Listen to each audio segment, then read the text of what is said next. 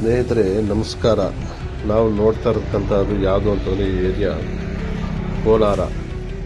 ಕೋಲಾರ ಕೆರೆ ನೋಡ್ತಾ ಇರ್ಬೋದು. ಯಾವ ಥರ ಇದೆ ಅನ್ಸುತ್ತೆ ನಮಗೆ ನೋಡ್ತಾ ಇದ್ರೆ ಕಾಣಿಸುತ್ತೆ. ಇದು ಕೆರೆ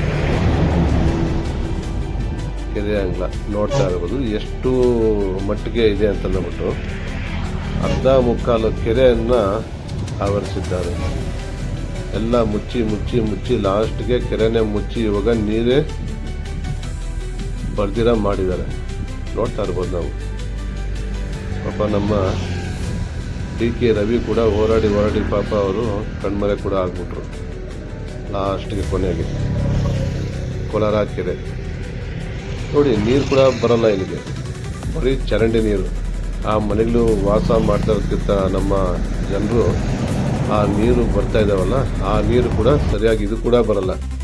ಆ ಥರ ಮಾಡಿಕ್ಕಿದ್ದಾರೆ ಇಲ್ಲಿ ಅಲ್ವಾ. ಎಷ್ಟು ಅದ್ದಕಟ್ಟು ಹೋಗಿದೆ ಅಂತಂದರೆ ನಮ್ಮ ಜಿಲ್ಲೆ ಕೋಲಾರ ಜಿಲ್ಲೆ ನೋಡಿ. ಟೋಟಲ್ ಆಗಿ ಎಲ್ಲ ಮುಚ್ಕೊಂಡ್ಬಂದ್ಬಿಟ್ಟವ್ರೆ.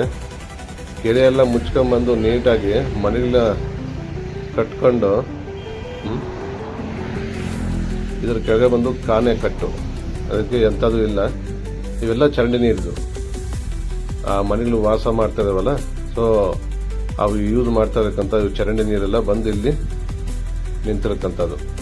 ಅಂಥದ್ದು ಇಲ್ಲ, ಯಾರು ಹೇಳೋರಿಲ್ಲ ಕೇಳೋರಿಲ್ಲ ಎಷ್ಟು ಮಟ್ಟಿಗೆ ಬಂದಿದೆ ಅಂತಂದ್ಬಿಟ್ಟು ನಮ್ಮ ಸಮಾಜ.